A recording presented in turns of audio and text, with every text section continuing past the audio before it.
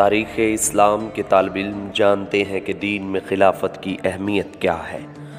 اور یہ خلفائے راشدہ کے عہد زریں کے بعد کن کن گھاٹیوں سے گزر کر بالآخر سن 1922 میں ختم ہو کر اہل اسلام کے دل پر وہ گھاؤ لگا گئی جس کے زخموں سے آج بھی خون رس رہا ہے۔ اگرچہ یہ حقیقت اپنی جگہ ایک وجود رکھتی ہے کہ جناب امام حسن رضی اللہ عنہ کے بعد تاریخ اسلام میں ملوکیت کا عمل دخل شروع ہو گیا تھا، لیکن اس کے باوجود ایک زمانے تک مسلمان حکمران خود کو خلیفہ ہی کہلاتے تھے، جس کی وجہ سے دنیا میں ہمارا بھرم قائم رہا۔ مگر بدقسمتی سے یہ خستہ عمارت بھی ایک صدی قبل اس وقت زمین بوس ہو گئی جب ہندوستان کے کریا کریا میں یہ نعرہ گونج رہا تھا کہ بولی اماں محمد علی سے جان بیٹا خلافت پر دے دو۔ ناظرین، آپ دیکھ رہے ہیں اسلام ٹی وی، جس نے آج کی اس زیر نظر ویڈیو کے لیے تاریخ میں سب سے طویل عمر رکھنے والی خلافت عثمانیہ کو اپنا موضوع سخن بنایا ہے، جس میں اس عہد کے سرسری جائزے کے ساتھ ساتھ اس معاہدے کا بھی خاص طور پر تذکرہ کیا جائے گا، جو کہ اس کے خاتمے کے بعد اتحادی قوتوں اور اس کے شکست خوردہ حکمران کے درمیان طے ہوا تھا، جس کی عمر 100 سال مقرر کی گئی تھی، اور ہم جانتے ہیں کہ یہ مدت آئندہ سالوں میں ختم ہونے والی ہے، جس کے بعد نہ صرف عالم اسلام بلکہ پوری دنیا میں ایک بہت بڑی تبدیلی کے مواقع موجود ہیں۔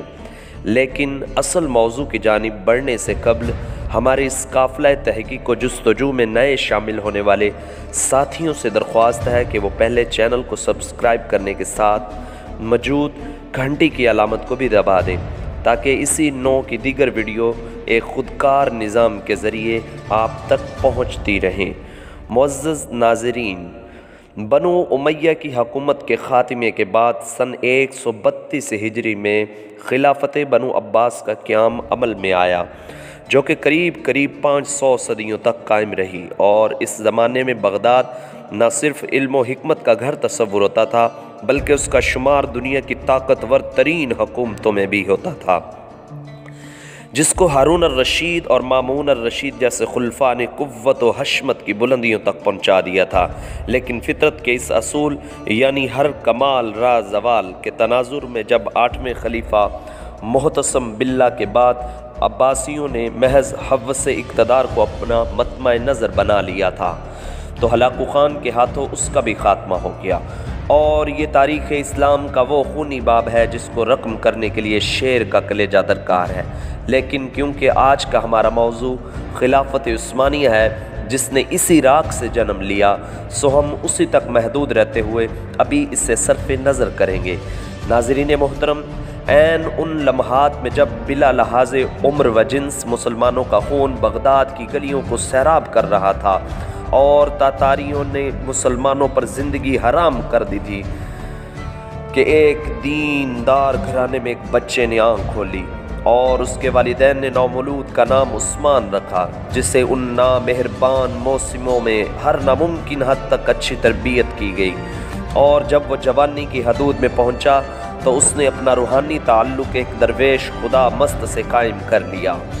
اور پھر ایک دن اس نے خواب دیکھا کہ اس کے مرشد کے سینے سے ایک چاند نکل کر اس پر سایہ فگن ہو گیا ہے۔ ساتھ ہی اس نے دیکھا کہ اس کے قدموں سے ایک درخت نے جنم لیا، جو دیکھتے ہی دیکھتے نہ صرف جوان ہو گیا بلکہ اس کی شاخوں نے دنیا کے بہت بڑے حصے کو بھی اپنی لپیٹ میں لے لیا،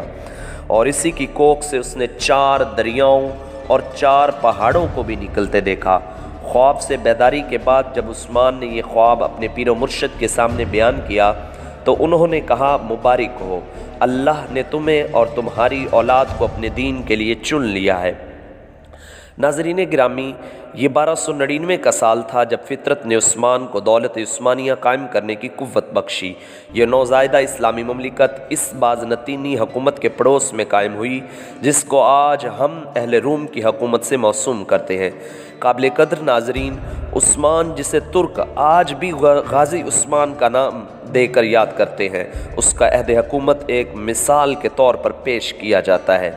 جس میں عدل و انصاف کی حکمرانی تھی۔ غازی عثمان نے اپنی زندگی میں ایک ایسی سلطنت کی بنیاد رکھی جو کہ آنے والی کئی صدیوں تک قائم رہی۔ یہ عظیم حکمران جب 1326 میں اس دنیا سے رخصت ہوا تو اس نے موت سے قبل اپنے بیٹے اور خان کو جو نصیحت کی وہ آج بھی کتب تاریخ میں ایک بہترین ضابطے کی صورت میں موجود ہے۔ اس نے کہا، جہاد فی سبیل اللہ کو قائم رکھتے ہوئے ہمیشہ دین اسلام کا پرچم سر بلند رکھنا اور ہمیشہ عدل و انصاف پر قائم رہنا۔ اس نے کہا، میری نسل سے جو شخص بھی اسلام سے بے وفائی کرے گا تو وہ روز حشر رسول اللہ صلی اللہ علیہ وآلہ وسلم کی شفاعت سے محروم رہے گا۔ اور پھر اس کے بعد 627 سال تک دولت عثمانیہ پر اسلامی خلافت قائم رہی، جس دوران کئی ایک نامور اور حکمران آئے جنہوں نے اس کی آبیاری کرتے ہوئے اسے دنیا کی ایک عظیم سلطنت میں بدل دیا۔ اور پھر آنے والے وقت نے ثابت کیا کہ عثمان کے خواب میں آنے والے دریاؤں میں دجلہ، فرات، نیل اور دریائے دیمب شامل تھے، جبکہ پہاڑوں میں کوہ طور، کوہ بلکان، کوہ کاف اور کوہ اطلس تھے، جو کہ بعد ازاں اس کی کلم روح کا حصہ بنے۔ ناظرین گرامی، جیسا کہ ہم نے عرض کیا کہ سن 1922 میں اس وقت خلافت عثمانیہ کو ایک بین الاقوامی معاہدے کی روح سے ختم کر دیا گیا، جس کے بعد اسلامی حکومت مرکز کی چھتری سے نکل کر علیحدہ علیحدہ تشخص کی حامل ہو گئیں۔ لیکن ہم میں سے بہت کم لوگ ایسے ہیں جو اس معاہدے سے آگاہ ہوں گے، جن کی تفصیلات ہم آپ کے سامنے رکھ رہے ہیں، جن کو جاننے کے بعد ہمیں امید ہے کہ آپ دنیا کے موجودہ حالات اور اس میں عالم اسلام کی حالت زار کے بارے میں بہتر تجزیہ کر سکیں گے۔ جب پہلی جنگ عظیم کے بعد ترکوں کو شکست فاش کا سامنا کرنا پڑا تو اس کے بعد اتحادی ممالک جن میں برطانیہ اور فرانس جیسی قوتیں شامل تھیں، جنہوں نے ترک سلطان سے معاہدے میں یہ شرطیں منوائیں جن کے مطابق سلطان کی تمام ذاتی املاک کو ضبط کر لیا گیا۔ خلافت عثمانیہ جو 3 براعظموں پر پھیلی ہوئی تھی، جس کو توڑ دیا گیا۔ آپ اس کی وسعت کا اندازہ لگانا چاہیں گے تو حیران رہ جائیں گے کہ اس کے توڑنے کے بعد دنیا میں 40 آزاد ممالک وجود میں آئے، جن میں آج کی دنیا کے بیشتر اسلامی ملک شامل ہیں۔ گویا مسلمانوں کی قوت مختلف 40 دائروں میں تقسیم ہو کر رہ گئی، جس کے بعد یہودی اور نصرانی دنیا کے لیے سپر پاور بننے کا راستہ ہموار کیا گیا۔ ترکی، جو کہ اس سے قبل عالم اسلام کا مرکز تصور ہوتا تھا، کو سیکولر اسٹیٹ کا درجہ دے دیا گیا۔ سلطان کے 3 براعظموں پر پھیلے ہوئے اثاثوں کو ضبط کر لیا گیا اور ترکی میں آئندہ 100 سال تک اسلامی نفاذ اور خلافت پر پابندی عائد کر دی گئی۔ اس کے علاوہ اس کو معاشی طور پر تباہ و برباد کرنے کے لیے شرط بھی رکھی گئی کہ وہ اگلے 100 سال تک اپنی معدنیات، جن میں تیل کی نمایاں دولت تھی، کو استعمال نہیں کرے گا اور اس کے مزید کنویں بھی نہیں کھودے جائیں گے۔ جبکہ مزید ظلم یہ کیا گیا کہ اس کی بندرگاہ باز فورس پر ترکی کی ملکیت کو ختم کرتے ہوئے اسے عالمی تصرف میں دے دیا گیا اور یہ شرط رکھی گئی کہ ترک اس سے کسی بھی قسم کا ٹیکس وصول نہیں کر سکیں گے۔ تمام شرائط نافذ کرنے کے بعد ساتھ ہی یہ بھی طے کر دیا گیا کہ ترک سلطنت اگلے 100 سال تک اس معاہدے کا احترام کرنے کی پابند ہوگی۔ ناظرین گرامی، وقت اپنی مخصوص رفتار کے ساتھ چلتا رہا اور ترک مسلمانوں اور بالعموم تمام عالم اسلام نے یہ صدی کس کرب سے گزاری۔ اگر اس داستان خون رنگ کو لکھنے کی جسارت کی جائے تو ظاہر ہے ایک پوری کتاب کی ضرورت پڑے گی، لیکن یہ عہد پرآشوب اپنی تمام تر حشر سمانیوں کے تحت اب اپنی آخری سانسیں لے رہا ہے اور مزید اب کچھ سال بعد ترکی اس معاہدے سے آزاد ہونے والا ہے، جس نے 100 سال تک اس آزادی کو اس سے چھینے رکھا۔ لیکن جوں وقت قریب آ رہا ہے تو اسلام کے مخالف قوتوں کی راتوں کی نیند میں خلل آنے لگا ہے کہ اس کے معاہدے کے بعد دنیا میں ایک بار پھر نئے دور کا آغاز ہونے والا ہے، جس کی طاقتور شہادتیں ترکی کی موجودہ قیادت، جو کہ مرد حر طیب اردوغان کا قول و عمل دے رہا ہے۔ ہر چند کے گزشتہ 1 صدی میں ترکی کو اسلام سے دور رکھنے کے لیے ہر ممکنہ کوششیں کی گئیں، لیکن اس کے باوجود حالات گواہی دے رہے ہیں کہ وہ چنگاری جس کو اغیار نے اپنی مکاری سے دبانے کی سر توڑ کوششیں کی، وہ ایک بار پھر شعلہ بننے کے لیے بے تاب ہیں۔ بلکہ اگر طیب اردغان کے طرز عمل پر ذرا سا بھی غور کریں تو یہ بات کھل کر سامنے آتی ہے کہ برما کا معاملہ ہو یا کشمیر کا مسئلہ، سب سے پہلے مسلمانوں کے حق میں جو آواز بلند ہوتی ہے وہ طیب اردغان کا نعرہ مستانہ ہوتا ہے۔ بلکہ حال ہی میں جب امریکی صدر ٹرمپ نے پاکستان کے خلاف زبان کھولی تو اس کی مذمت بھی ترکی کی ہی سرزمین سے کی گئی، اور جب یہ معاہدہ اپنی موت مر جائے گا تو پھر حالات کیا رخ اختیار کریں گے، اس کا اندازہ لگانا کوئی زیادہ مشکل کام نہیں۔ بلکہ طیب اردغان کا یہ بیان کہ سن 2023 کے بعد ترکی پہلے جیسا بیمار ملک نہیں رہے گا بلکہ وہ عالمی سیاست میں ایک صحت مند کردار ادا کرے گا، اس بات کا غماز ہے کہ آنے والے وقتوں کے لیے خود کو تیار کر چکا ہے، اور شاید اقبال کا اس شعر کی تفسیر آمدہ برسوں میں آنے والی ہے۔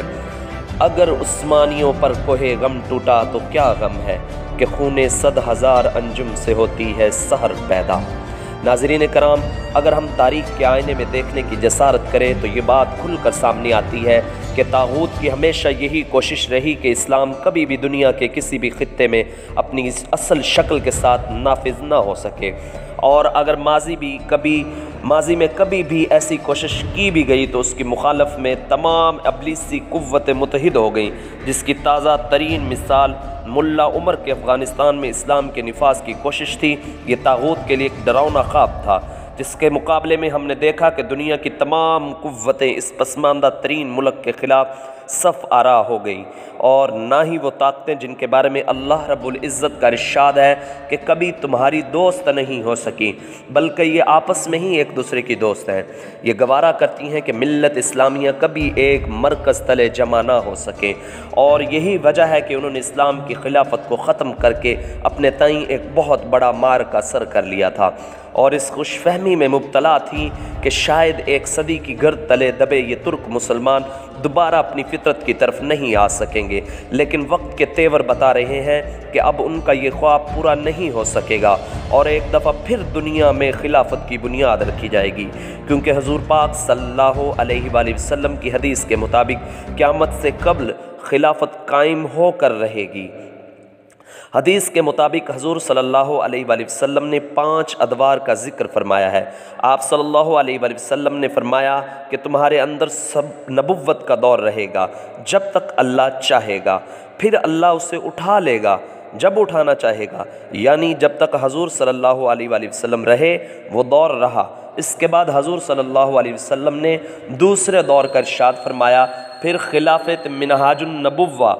قائم ہو گئی، پس یہ دوسرا دور بھی جاری رہے گا جب تک اللہ چاہے گا، پھر جب تک اللہ چاہے گا اسے بھی اٹھا لے گا۔ اس کے بعد حضور صلی اللہ علیہ وآلہ وسلم نے تیسرے دور کا ذکر فرمایا کہ اس کے بعد کاٹ کھانے والی حکومت کا دور آئے گا۔ حکومت کا یہ دور بنو امیہ اور بنو عباس کی ملوکیت کا دور تھا، یہ دور بھی رہے گا جب تک اللہ چاہے گا، پھر اسے بھی اٹھا لے گا۔ پھر آپ صلی اللہ علیہ وآلہ وسلم نے چوتھے دور کا ذکر فرمایا، پھر جابرانہ بادشاہت کا دور آئے گا۔ جابرانہ بادشاہت سے مراد غیروں کی غلامی کا زمانہ ہے۔ پھر آپ نے 5ویں دور کا ذکر فرمایا، پھر خلافت منہاج النبوہ قائم ہوگی، یعنی پھر پہلے کی طرح خلافت کا دور آئے گا جو پہلے کی طرح نبوت کے نقشے پر ہی قائم ہوگا۔ ہمارا ایمان ہے کہ وہ دور ضرور آئے گا جس کی خبر ہمیں حضور پاک صلی اللہ علیہ وآلہ وسلم نے دے دی ہے۔ آپ صلی اللہ علیہ وآلہ وسلم سچے ہیں